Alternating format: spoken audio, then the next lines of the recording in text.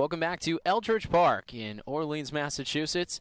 Firebirds and the Harbor Hawks on this Saturday evening, and Donnie Evans back to work, his fourth frame on the mound.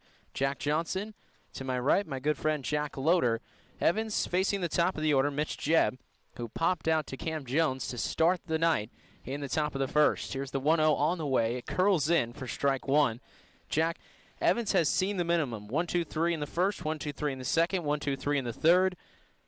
In essence, give me what's been working for him tonight.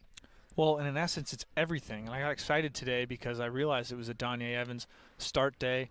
I'm a bit of a pitching nerd myself, but I think everyone takes a little pleasure in watching this guy throw. He's so efficient. He's been so dominant this summer. It's really watching a guy at the top of his game kind of blossom into what he's going to be as a professional pitcher. It's been really fun to watch. He was not a starter at Vanderbilt last season as the pitch to Jebb is hit hard into right field, but right at Isaac Humphrey, who drifts back 3 steps and makes the catch for out number 1. That's how we start the top of the fourth. And Firebirds fans, now's a great time to remind you that tonight's broadcast is delivered by the Knack on 5 Route 6A. Put an exclamation point on your summer day and head over to the Knack for the type of food that hits the spot after a day in the summer sun. Evans made a good pitch there. He was able to saw off Jebb. If he gets extended there, he probably hits it out, but the cutter kind of stays off the barrel. First pitch in for a strike. Michael Sirota at the dish. Struck out his first time. Cole McConnell waiting on deck also went down on strikes. That's how the first inning wrapped up. Swing and a miss. And Sirota all out of sorts on that pitch. Was just guessing and guessed absolutely wrong. Sirota looked down to the third base coach and kind of threw his palms up as if, what am I supposed to do with that? I think that's a common sentiment right now in that Hyannis dugout. 0-2, Evans missing low. He's attacked below the knees, low end of the strike zone, and even lower, and he's gotten a lot of swings and misses on those pitches. 1-2 on the way. Sirota just throws the barrel at it and flicks it foul. He did that same thing in the first inning where he gets completely fooled by a breaking ball. In that case, it was a slider, and he kind of just puts the barrel out over the plate and hopes for the best, and both times he's been able to fight it off towards the first base dugout. So you live to see another pitch. The deeper you get in counts, especially second time through the order, the more of a information you got. Evans fires a fastball but misses inside. Connor Burns doing the catching for Donnie Evans for the second time this season. Evans, in his last start at Chatham, threw to Garrett Gilmet. That game back on July 3rd, as this is hit hard over the outstretched leap of Nick McCleary, and the first base hit belongs to Michael Sirota, who comes back from a 2-strike count. Got a pitch over the heart of the plate. That one may be forced by Donnie Evans, who was hunting his 5th strikeout. Yeah, Sirota did a really good job there as being a hitter when you're facing a really good breaking ball like the slider that Donnie Evans throws. And you sit on it, you get a little lower in your knees, and you're able to fight it off. He doesn't try to do too much with it. He knows a fastball, or a slider, like you mentioned, Jack, working below the knees is not going to be able to be a pitch you're going to be able to drive over the fence or in the gaps even. You got to just throw the barrel at it. Evans trying to curl in a slider, misses outside. It's Cole McConnell, struck out his last time up. 0-0 in the top of the fourth. Spectacular start for Donnie Evans, who has been great all season long. That's in the strike zone. That's hit hard down the right field line. This is curling towards the foul pole, and it is a fair ball and a home run. Cole McConnell sends it out of the yard and makes it 2-0 with one swing of the bat. And just 2 quick mistakes for Donnie Evans, and he pays full price. Just as we were harping on how good the slider's been all night, he hangs 2 in a row. And McConnell hit that hard. I thought it was going to curl foul maybe. I didn't think it had the distance either, but a bit of a short porch and right here at Eldredge, and left for that matter. Just tucks it in over the fence and inside the foul pole. So Evans goes from 10 up, 10 down to a 2-0 deficit in this matter of a few pitches. It's the first home run allowed by Donnie Evans this season. And it came on Cole McConnell's 2-run home run on a power hook down the right field line by the lefty. Donnie starts the next batter coming off with a couple fastballs. I think maybe he wants to get comfortable with the heater again. He's been a little bit slider heavy there, and it hurt him. Doesn't want to get rid of it from his arsenal, but as a pitcher, you have to be trusting of your fastball, and Evans has been that all summer. Sometimes it's best not overthink it and just go at a guy with the heater. Got Cumming to pop up to the third baseman, Urso, the last time up. 1-1 pitch. This is skied in the air again. This one's going to drift back over Route 28 for strike 2.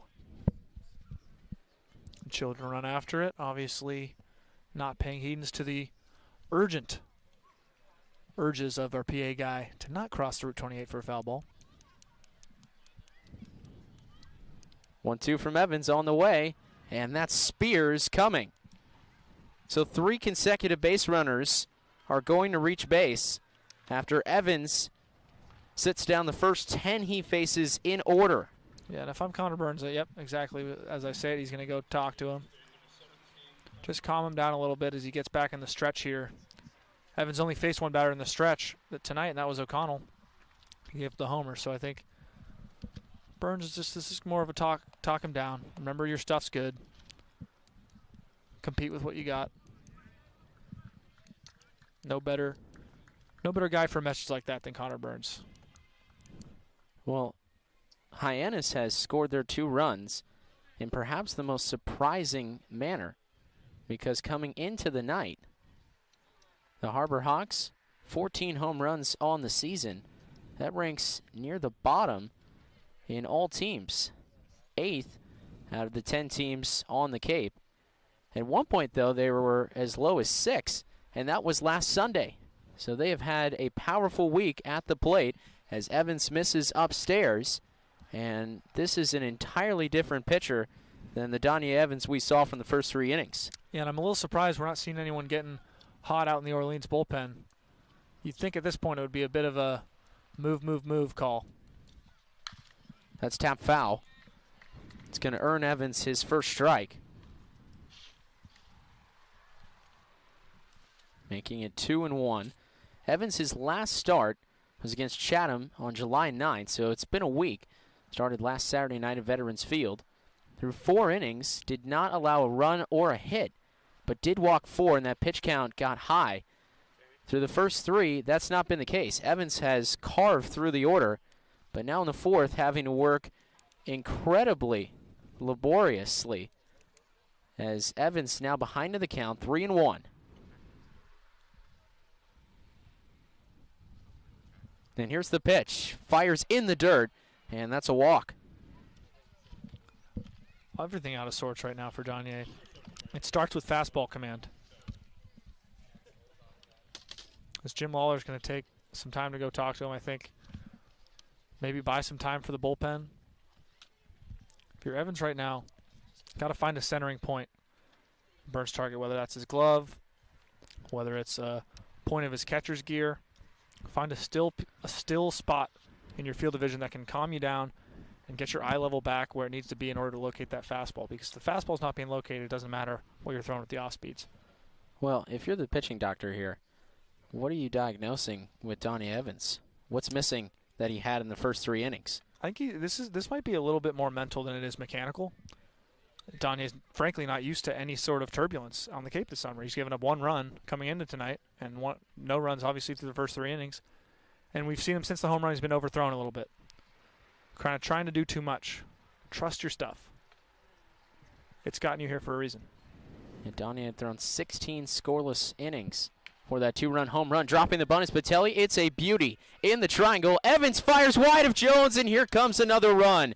Dashing to the plate comes Brendan Cumming. Advancing the third goes Pancho Ruiz, and Patelli stands on second after the throwing error by Evans. Well, everything that could have gone wrong there for Orleans did. A beautiful bunt. Evans comes off the mound. No communication between Urso and Evans on that ball that was in no man's land, and Urso ends up kind of hitting Donier as he goes to throw it. Looked as if Donier was drawing contact on a 3-point shot, and it alters the throw, of course.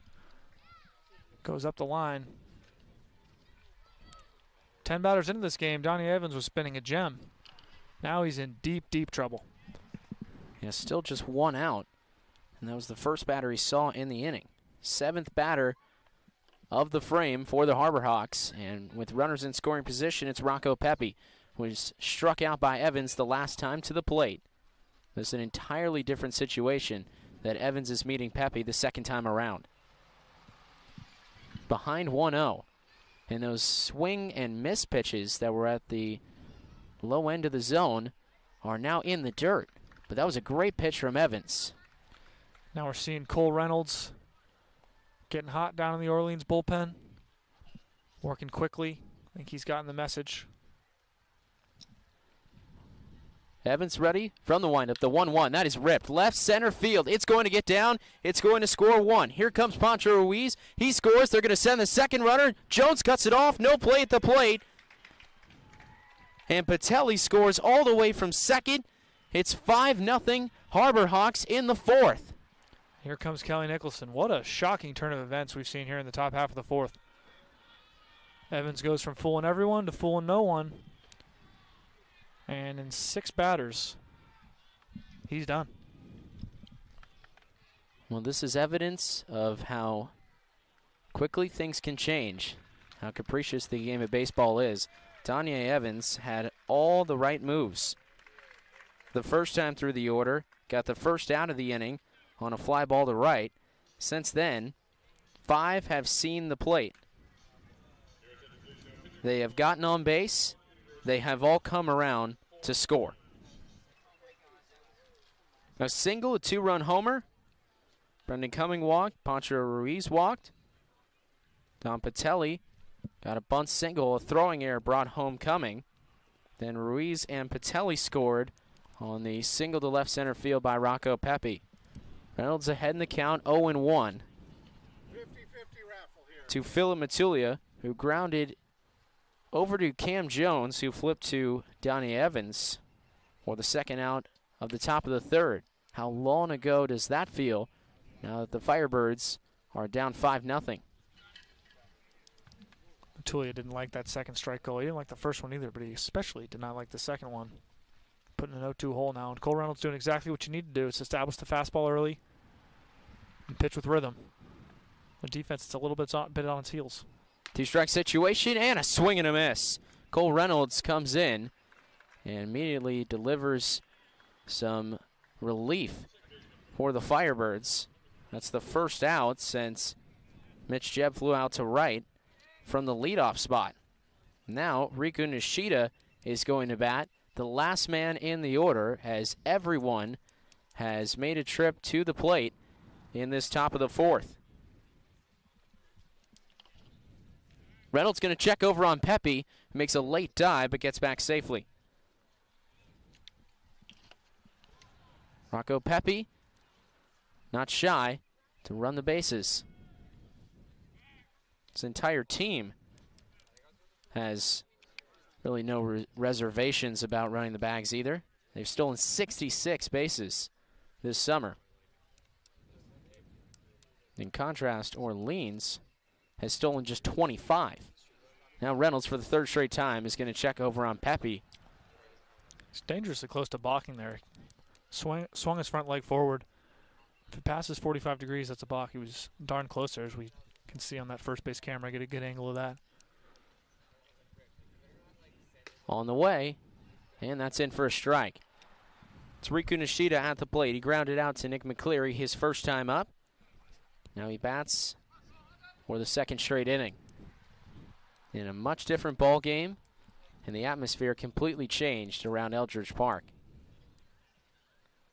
That skips in, gets away from Burns. Pepe is going to hold at first base after taking a very interested look at where that ball skipped away, but Burns was quickly chasing after it. I think Pepe's well-versed in Connor Burns' ability to block baseballs. He would have had to see that ball get over the backstop before he trotted over to second base. That's a good point. Those two teammates at Long Beach State. Reynolds kicks and fires and misses. Reynolds' fastball is alive. Looked over there. Being tracked at 90 right now for a left-hander. Especially with the kind of sweeping delivery he has, that will play. Reynolds on the way. That's bounced left side. Going to be a tough play for Urso. He gloves it on the tall hop. Fires over to Beard, and that is the merciful out number 3 in this inning as Hyannis sends 9 to the plate and plates 5. They strand Rocco Pepe on base, and we will head to the bottom of the 4th. And his team needs nothing more than that right now. Yeah, they need a good start to this inning. And who better than a guy who has been so consistent on the base path. Here's the first pitch from Jake Berry. It's in for a strike. Berry, a guy who would face up against Nikola Jokic and actually look like he could hold his own. 6'10", 250. One of the tallest frames you'll see for any baseball player around America in the summer of 2022. That allows him to put so much tilt on his fastball. He can come from a lefty 3/4, which is the hardest line of sight for a hitter to pick up a baseball, and still have that downward movement on it. The pitch hits Humphrey. What a way to get the season high on the Cape. Isaac Humphrey takes his free 90 with the tax of getting hit on the right shoulder and trots down. He has now reached base, Jack, for the 17th consecutive game. He passes Hyannis' Tito Flores, who made a quick impact on a streak that ran 16 games starting on June the 14th and ending on July 2nd. So Isaac Humphrey, now the season high on the Cape in terms of getting on base safely in consecutive games.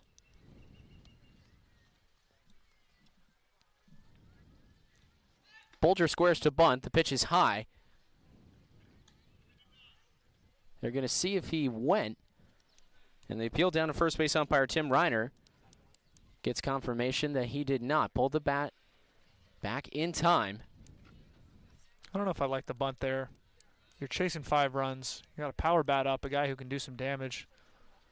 Let him swing it. And a guy in Jack Bolger who watches ball 2 low, who is 3 of his last 4 at the plate. 2 straight balls, and the Hyannis dugout does not like it. And that's going to bring a Hyannis coach out of the dugout to talk to Jake Berry. And Berry's going to hand the ball to his catcher, Pancho Ruiz. And we'll see if it's going to be a Rockland Trust call to the bullpen. There is an arm warming up in left field, but doesn't look like he's ready to come in the game. So this might be just a quick mound visit. Interesting that after hitting Humphrey in a 5-0 game, you would have concern. But in this inning, Jake Berry seems to have lost his command. Yeah, and he hasn't been perfect all evening. It's not like Evans, in the case of Donnie Evans, where he was cruising through 3 innings. Berry's pitched around traffic, namely in that 2nd inning. So a little bit of more of a high-stress outing to this point as he enters his 4th inning of work. Give a guy a breather, and sometimes the manager or pitching coach, whoever it is, just wants to go out there and give the bullpen a little time to get moving. Vanderbilt's Jack Bolger and the University of Virginia's Jake Berry dueling with a runner on first and nobody out. That runner is Isaac Humphrey. Berry checks on him, and the pitch. Looked like a curveball that misses outside, and it's 3-0.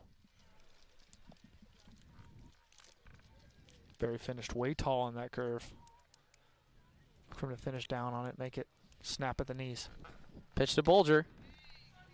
Looked like he was taking all the way. That catches the inside corner for strike 1. Jack Bolger with a hit in his last 3 games. Last time we saw Bolger was 2 for 3 against Katuitt in a 6-0 Firebirds victory.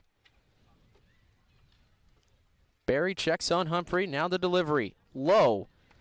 And back-to-back runners on base for the Birds to start the home half of the 4th. So that's 2 gifts. You have to be able to take advantage here if you're Orleans. Looks like Berry's going to stay out there, but definitely on a short leash now as we see a couple guys down in the Hyannis bullpen start to get loose. Get the blood flowing.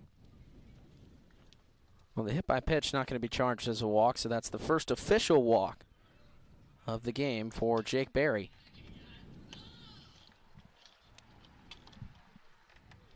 get a chance to really see what J.D. Urso is made of here in a big-time spot. He might be asked to bunt, although that would surprise me with the bottom third of the lineup coming up. That's been very unproductive for Orleans. First pitch, in for a strike. Urso likely was told to take unless he got his favorite pitch in the world there. Want to stay away from bailing guys out, but that was a good pitch to drive. I'm sure he'd love to see it again. Urso reached on an error, went between the legs of Mitch Jebb at third base. Now the pitch to Urso. He's late and hits it back to the screen. So quick 0-2 to J.D. Urso. 1 for 3 yesterday. He's been on base twice in his first 2 games as a Firebird.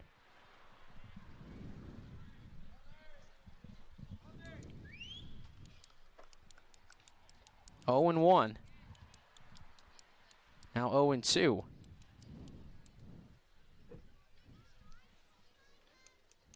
Barry ready. Here's the 0-2 pitch. Urso fights it off. Good job by Urso staying alive there. He was sitting fastball. Hitters will tell you oftentimes, Jack, I think the best hitters will say this pretty consistently. Fastball's the hardest pitch to hit simply because it gets on you the fastest. That's why you see guys in 2-strike counts often kind of sit on their back foot, swing more so with their arms than they do with the rest of their bodies. You're sitting fastball and you're reading anything else on the fly. J.D. Urso, 6th batter in the order. Here's the pitch. Urso again cuts it back to the screen. This is a great duel. Urso has seen a lot of pitches.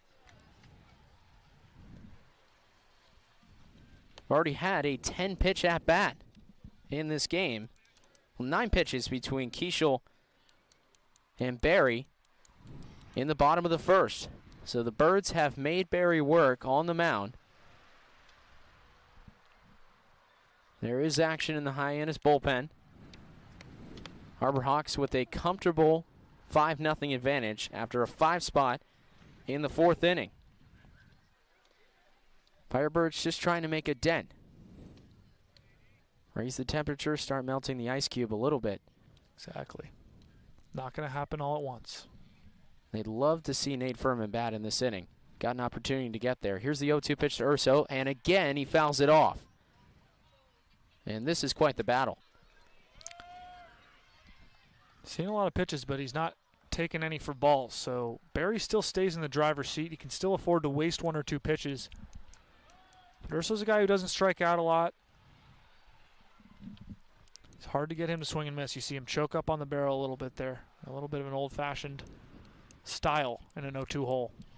In 157 at-bats at Tampa, struck out only 19 times. Here's the pitch, and Urso slices it out of play. This is spectacular from J.D. Urso, a clinic of tenacity being displayed at the plate right now. He's going to get a bill for all these baseballs. 5 straight now that he's fouled away. Well, home plate umpire Bob Bland has had to ask for a few fresh ones in the midst of this at-bat. It remains 0-2. What a battle. Urso continuing to fight pitches off. Can Barry find that put-away pitch? 0-2 again. That skips in. Good block by Ruiz. Runners hold. Well, they finally go with the waste pitch. Yeah, he was bound to use one with the way Urso's been wasting some pretty good fringe pitches from Barry. See if he'll chase, a guy definitely in swing mode. 6 straight foul balls. 5. Logan Beard waiting on deck. He's had to wait a while. This at-bat accelerating towards 10 pitches. Here's the pitch. Urso slices this the other way into right field. There's a big gap, and this is going to get down. Past the dive of Sirota in right field. Here comes Humphreys being waved home by Sebuhar. Also getting the wave and now having to turn back is Bulger at third, but 1 run is in for the Birds. It's a stand-up double for Urso. His second hit is a Bird, and that's a start. What an at-bat by J.D. Urso. He sees 8 pitches in the last one. A fastball that he sits back on. It was take until it was swing, and he sliced it down the line. Now, Jack Bulger got a pretty poor read on that ball from first base. You'd think a ball that gets an outfielder on the ground and will roll the wall, everybody's going to score from first. But Bulger was closer to first than he was second base there. I think he was a little bit worried that Sirota was going to be able to come up with the catch out there. Either way, sets up a big opportunity and another huge at-bat for Logan Beard. Hopefully he can come through. It's the second arduous at-bat of the night for the Firebirds. They're 1 for 2 in such situations. Logan Beard late on the first pitch slider from Jake Berry for strike 1. Logan Beard just isn't picking up fastballs well lately. He's getting beat on the pitch that he needs to be zeroed in on, and it's happening early in the count. Puts himself in a hole. Pitch to Beard. He cuts under it, hits it back to the screen. He's quickly behind 0-2. And to your point, Logan Beard has really been bitten by the strikeout this summer. Or since he made his debut back in late June. He's struck out in 11 of the 14 games he's appeared in for the Birds. He taps it foul, stays alive. So we'll see the fourth pitch of this at-bat upcoming in this 0-2 count. You can't do it now, but I would have liked to see a squeeze bunt play put on. The guy that's struggling, make sure you get a run in. Because an unproductive out, be it a strikeout, pop out, shallow fly out, something you can't really afford. You're chasing 5 runs, you get into the middle innings. How much would the Firebirds love to have the bat of Kevin Sim or Travis Honeyman in this order? Big time. Pitch to Beard. That's a good take. Good take. Not an easy take at all. Logan Beard at Louisville this year hit .350 with runners in scoring position. He has not been the same Logan Beard with the Birds and the wood bat this summer. 1-2. Inside. Almost curled back into the strike zone. Good setup and good location between Ruiz and Berry. Yeah, good frame job by Ruiz. Made that pitch look a lot closer than it was. It was well up out of the zone and inside. But he does what good catchers do. Both backstops tonight. The art of receiving pitches, putting on an exhibition. Beard 0 for 1 with a strikeout. Pitch on the way, grounded left side. Right at the third baseman, Jeb, and now we got a rundown. Advancing to third is Urso, so Bulger is going to be tagged out. Safe at first is Beard. And Bulger broke for the plate instantly. Tagged down for the first out of the inning. So it's not a strikeout, but it may as well have been. With the infield drawn in, an easy pitch and catch there from Jeb to Ruiz. So much so that, as you mentioned, Jack, Bulger put on the brakes, but he was dead in the water, especially with Urso, just making sure he got up to third base behind him. Yeah, wise play by Urso to advance to third. At least ensure that he is in scoring position in play for a sacrifice here. But Nick McCleary, not exactly a sac fly candidate. Hasn't really displayed the power in that bat so far, but McCleary at Arizona this summer had a home run. McCleary swings, hits a pop fly, and it's going to get out of play. McCleary, as poorly as he started, Jack, has been swinging the bat better, and beyond that, been putting together better at bats. Seeing more pitches. We saw him lace a single in the left field last night. He's a guy that just needed to kind of feel the barrel a few times. Like we mentioned, he's had a poor summer, but was a starting shortstop on a team that was ranked in the top 25 consistently throughout this past season in Tucson, Arizona. Has 5 hits, 1 sac fly. Cleary swings, hits a fly ball into shallow right field. Sirota camped under it. We'll see if they send Urso. Here he comes. Throw will be to the plate, and Urso is going to have to retreat. Thought better of it as soon as he saw the catch and the throw from Sirota, as that was a rocket on a hop to Ruiz, and he would have been out by a mile. Just not quite deep enough for McCleary. Probably about 250, 260 feet from home plate. Needs to be closer to 300. Anytime an outfielder can really set up and get their body behind the ball, kind of start stepping into that throw before they've even caught the ball, is ideal for the outfielder. So now Burns with 2 down. Firebirds got 1 across in this inning. Jack Bolger got all the way to third, but he was tagged out on the fielder's choice. And Logan Beard hit on a sharp hop right at Jeb at third base. Then McCleary with one out, and Urso on third. Hit a fly ball, but not deep enough as Burns cuts and misses. Even the count at 1-1.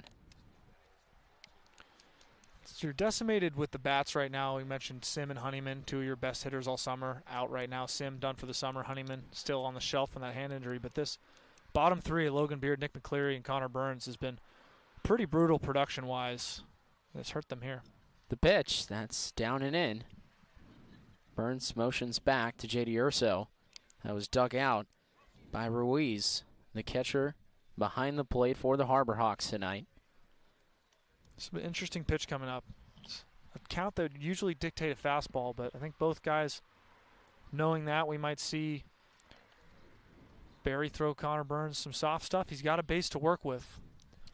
Yeah, good point, Jack. Very cerebral at bat here between the pitcher and the catcher tonight for the Firebirds and Connor Burns. Here's the 2-1 pitch. It is a fastball. It's hit in the air, but skied out of play. So they challenge him right over the heart of the plate, and Burns cuts under it. Burns got a pitch to hit, too. And we have seen this season that when Connor Burns finds the barrel, he can send a ball a long ways. Well, it's 2-2 with 2 outs. Deuce is wild at Eldredge. Firebirds had a 5-spot put on them in the top of this inning. They've gotten one back. They're going to have to chip away all night long. Connor Burns with that open stance facing Jake Berry. Pitch from Berry. Down low, full count. Great take by Burns. Good discipline take. Saw a fastball up above the belt the last time, chased it. It's easy to be thinking that's going to be a similar location, especially when it leaves the hand, you know, around 7.5 feet in the air. 3-2, payoff pitch. Burns swings and lines it foul. It was hit hard and with a lot of exit velo, but it just curled into foul territory. Sitting fastball, got fastball. Barry able to get it just enough off the inside part of the plate that Burns had to go meet it out front and pushes it foul. Probably not by much. Firebirds would love to see Connor Burns reach base. If he drives in a run, it's gravy, but Nate Furman, hottest bat in the lineup, on deck. Beard will be moving.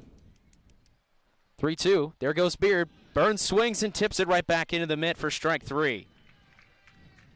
So the wind out of the sails for the Firebirds. They do threaten in the bottom of the 4th, but at the end it is only 1 across for Orleans as they strand 2 on the base pass with that Connor Burns strikeout. So it'll be the top of the order in the bottom of the 5th. The Firebirds will have to chip away all night long as they trail this one 5-1. We'll step aside on the Firebirds TV network and be back.